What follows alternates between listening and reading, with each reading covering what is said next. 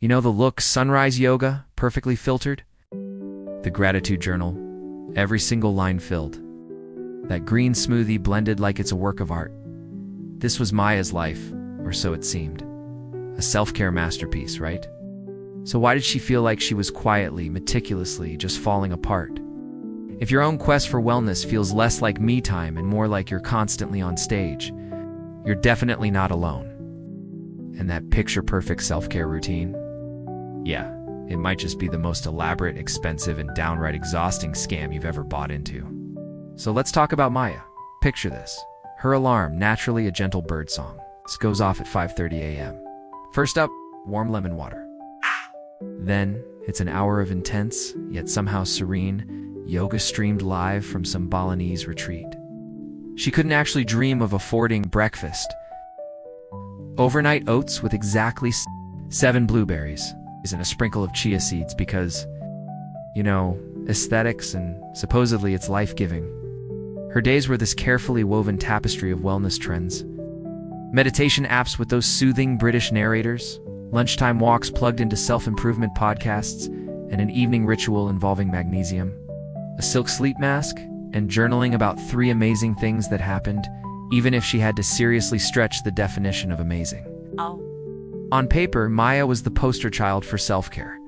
Her Instagram followers, all 12 of them, probably thought she had it all figured out. She bought the bath bombs, the essential oils, the weighted blanket. She even tried digital detox Sundays, which mostly meant her twitching and panicking about what emails she was missing. She was following all the rules, ticking every box on the self-care checklist that social media and a zillion wellness gurus had handed her. She wasn't just doing self-care, she was architecting it, like a Swiss watchmaker. But under all that gloss, a completely different story was playing out. That sunrise yoga? It often left her feeling more drained than energized, her mind racing through her to-do lists instead of finding any zen. The gratitude journal felt forced, like she was phoning it in, and her entries sounded hollow even to her. And those green smoothies, bless their fibrous hearts, didn't seem to be touching the deep, gnawing emptiness that was making itself comfy in her soul. Instead of peace, she felt this constant, simmering anxiety. Instead of feeling refreshed, she just felt profoundly tired. And she was doing everything right, aiming for that gold star in wellness. But the promised land of serenity and joy was nowhere in sight. It was like being overdressed for a party she wasn't even enjoying. So what was going wrong for Maya? Why was this chase for perfect self-care making her so miserable? Well, she was stuck on the wellness treadmill, one of those relentless machines fueled by societal pressure and some seriously clever marketing, constantly bombarded with images of what self-care should look like. Pricey retreats, complicated skincare routines, organic everything, and this vibe of perpetual blissful calm. It's a multi-billion-dollar industry, folks, and it thrives on convincing us that the next product, the next class, the next detox tea, is the key to happiness. Maya, like so many of us, had totally bought into this ideal. Her self-care had become less about what her body and mind actually needed and more about performing a version of wellness she thought she should be aiming for. It was less about genuine feeling and more about the look of well-being. That perfectly arranged smoothie bowl wasn't just breakfast. It was a silent shout-out to her efforts, a plea for validation that yes, she was indeed taking care of herself. This is the trap of performative wellness. It's when your self-care routine is more for some imaginary audience, or your own harsh inner critic, than for your actual self. The problem is, when self-care turns into another bunch of demanding tasks on an already packed to-do list, it stops being refreshing and starts becoming just another source of pressure. Suddenly, that relaxing bath isn't relaxing if you're stressing about whether you're using the right artisanal bath salts, or if you should be meditating at the same time. Maya was confusing these surface-level things, the kind that look great on camera or sound impressive, for real, deep self-care. But honestly, a face mask can't fix burnout, and a shopping spree rarely soothes an anxious mind for long. The joy just gets squeezed out when self-care becomes an obligation, a strict set of rules. It's no longer about nurturing yourself, it's about achieving something. In Maya, she was getting an A+ for effort, but a big fat F for actual contentment. The cracks in Maya's perfectly built wellness wall started to show, not with big dramatic explosions, but with these subtle, unsettling little shifts. One Tuesday, she overslept, missing her sacred sunrise yoga. The wave of guilt and self-blame that hit her was massive, way out of proportion. It wasn't just a missed exercise session. In her head, it was a total failure of her entire self-care mission. That relaxing evening bath meant to soothe her nerves after a crazy workday became this watery prison where her anxieties just did laps around her. The steam wasn't cleansing, it felt suffocating. This is a classic sign of self-care tipping over into self-sabotage. Sometimes, these elaborate routines become a really fancy way to avoid what's actually wrong. Instead of dealing with the real reasons for her stress, maybe a job she hated, strained relationships, or emotional wounds she hadn't dealt with, Maya just kept layering on more and more self-care activities, hoping they'd magically make the real problems vanish. It's like putting a designer band-aid on a wound that needs stitches. She might have told herself she was processing her emotions through journaling, but a lot of the time, she was just listing her anxieties, without truly getting to grips with them. And what about those treats that often get bundled into self-care? For Maya, a really bad day might end with an entire pint of healthy vegan ice cream eaten not with joy, but with this grim determination to feel something good, or she'd find herself doom-scrolling for hours, telling herself she was winding down, which only left her feeling more worked up and crummy. These aren't nourishing acts. They're often unhealthy coping habits dressed up as self-care. She was pouring so much energy into keeping up this complicated routine that she was becoming emotionally exhausted, not refreshed. She was constantly reacting to her stress with more self-care, instead of building a solid, sustainable foundation of well-being that could actually help her handle life's ups and downs better. Her meticulously planned self-care had become a source of her suffering. Maya's turning point didn't happen with some dramatic epiphany under a waterfall, and no guru on a mountaintop delivered it. Oh, it happened on a completely ordinary Wednesday. She'd rushed home, determined to squeeze in a 20-minute meditation before starting dinner because her app insisted consistency was key. As she sat there, legs aching in a forced lotus position, listening to a voice tell her to observe her breath, all she could observe was the growing tightness in her chest and the fact that she was incredibly, miserably hungry. Then her phone buzzed. A message from an old friend, someone she hadn't seen in ages. Just a simple, thinking of you. Want to grab an impromptu coffee this week? Maya almost brushed it off. It wasn't on her schedule. It would mess up her carefully planned evening. But something in that casual, genuine warmth of the message made her stop.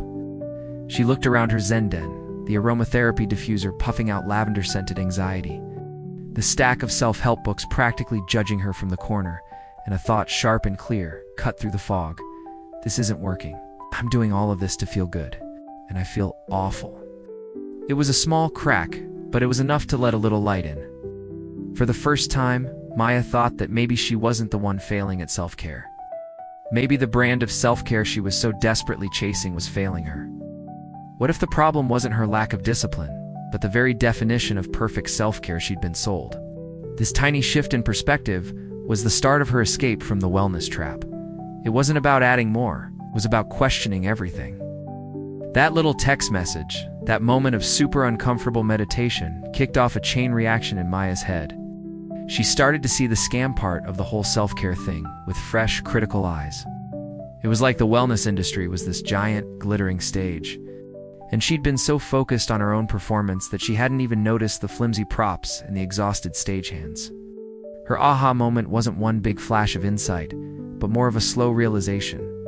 She began to pick apart the messages she'd been swallowing. So much of what was sold as self-care was really about external products and activities, not about her internal needs or how she was actually feeling.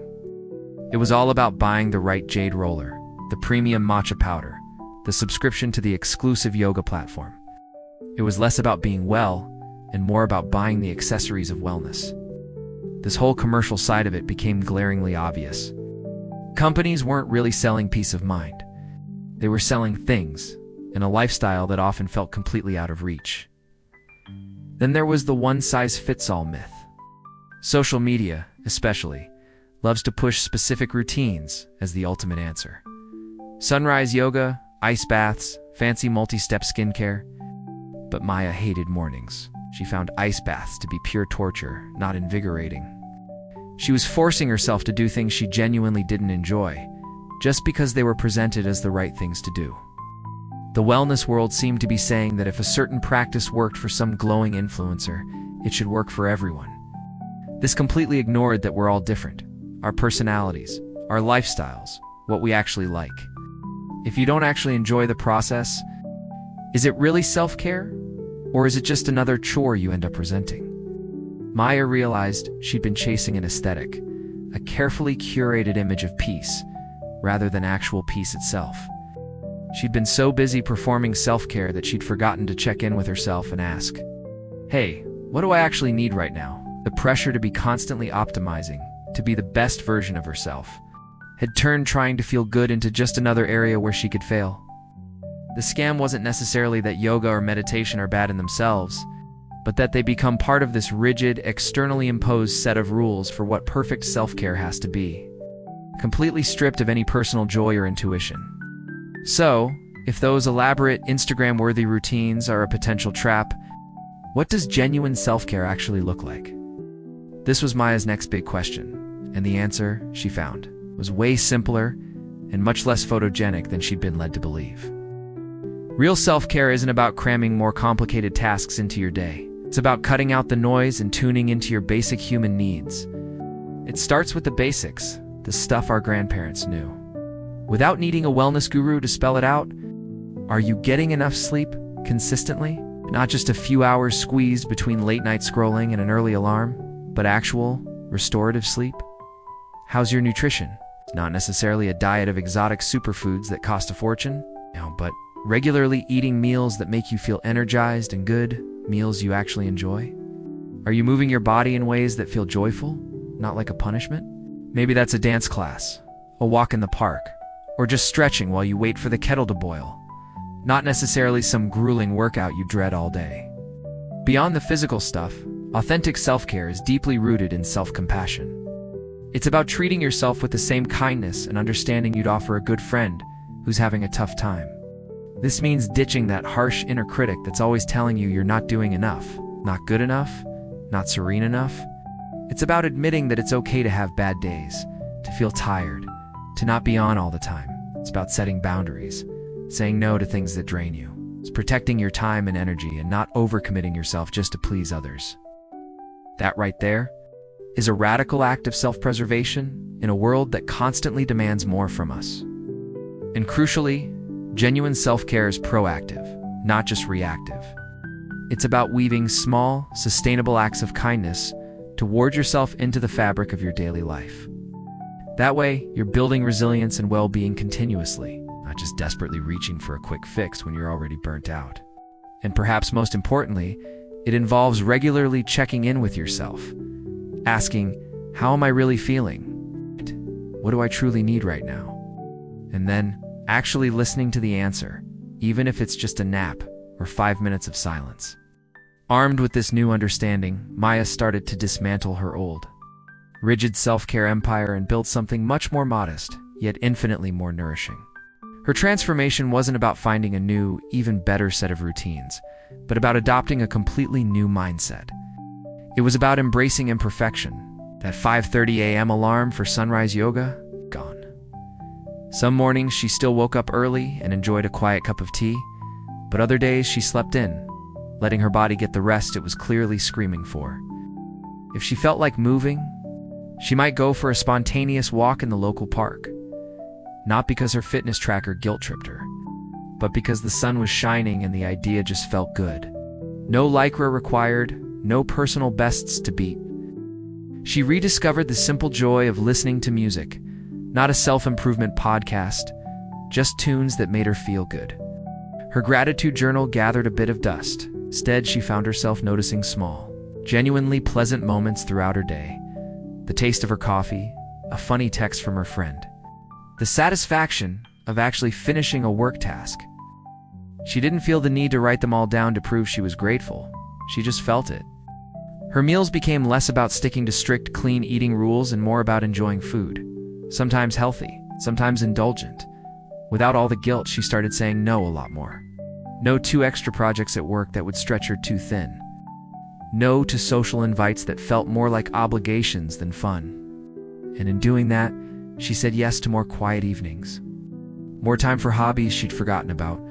More space to simply be rather than constantly do. She let go of the pressure to have a perfect, Instagrammable life and started living a real one, messy bits and all. She stopped chasing trends and comparing her insides to other people's curated outsides. Her new approach wasn't about fancy rituals. It was about small, consistent acts of kindness towards herself, driven by her actual needs and desires, not by what some influencer told her she should be doing. It was imperfect, it was intuitive, and for the first time in a long, long time, it actually made her feel good. Alright, so if you're sitting there thinking, yep, that's me, I'm Maya, how do you actually get off this crazy self-care pressure train? It starts with a little honest chat with yourself. Take a good look at your current self-care practices. Grab a metaphorical magnifying glass and ask yourself some pretty direct questions for each activity. First up, why am I doing this? Is it because I genuinely enjoy it and it makes me feel better? Or is it because I feel like I should be doing it? Is it for me? Or is it for some imagined audience? Or to keep up with what everyone else is doing? Second, how does this activity actually make me feel? Not how it's supposed to make you feel or how it looks on social media, but what's the real honest-to-goodness impact on your mood and energy levels? If your relaxing bubble bath is just a countdown to getting back to your emails newsflash, it's not relaxing. Third, is this sustainable? Can I realistically keep this up without it becoming another source of stress or a huge burden? If your self-care routine needs 3 hours a day and a personal chef, it might be time to rethink things. Unless, of course, you actually have those resources and it genuinely brings you joy. Be brutally honest in spotting any self-care habits that are really just unhealthy coping mechanisms wearing a disguise. That nightly bottle of wine to distress, the endless online shopping to treat yourself, the hours of binge watching to zone out. Are these truly nourishing you? Or are they just helping you avoid deeper issues? If they are, it's time to think about healthier alternatives.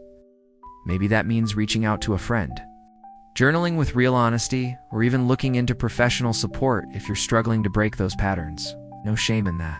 Most importantly, give yourself permission to personalize. There is no one-size-fits-all recipe for feeling good. What works wonders for one person might be a total nightmare for another. Experiment, be curious, and really pay attention to what genuinely clicks with you. Maybe your self-care is reading a trashy novel, or gardening, or tinkering with an old engine.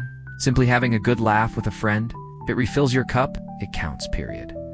This whole journey is about ditching performative wellness and stepping into authentic well-being. It's about reclaiming self-care as something that truly serves you, not something that drains the life out of you. So I'm really curious to hear from you. What's one perfect self-care trend you've tried that just made you feel worse, or that you realized was more about pressure than actual peace? Share your story in the comments below. Let's talk about it. Let's get real about what actually works and what's just part of the scam. And if this conversation resonated with you, if you've ever felt that pressure Maya experienced, please give this video a like. It helps more people find this discussion. And don't forget to subscribe for more content on cutting through the noise and finding what actually supports your well-being in a genuine, sustainable way. When it comes down to it, the biggest scam of perfect self-care is that it tries to convince you that your well-being is this super complicated, expensive thing that you can only achieve through a rigid set of externally approved rituals. It's just not true. True self-care isn't about achieving some flawless image of serenity. It's not another stick to beat yourself. If you miss your 30-minute meditation one day, it's about compassion. It's about listening to your own body and mind. It's about recognizing that you are worthy of care, exactly as you are, without needing to earn it through a bunch of elaborate routines. It's about finding those small, simple, often free things that genuinely replenish your energy and soothe your soul. Maybe it's 5 minutes of quiet breathing, a walk outside, a heartfelt conversation, or simply giving yourself permission to rest without feeling guilty. So, let go of the idea that your self-care has to look a certain way or meet someone else's standards. Forget the trends if they don't truly serve you. Ditch the guilt. Your well-being journey is yours and yours alone. And it doesn't need to be perfect to be incredibly beneficial.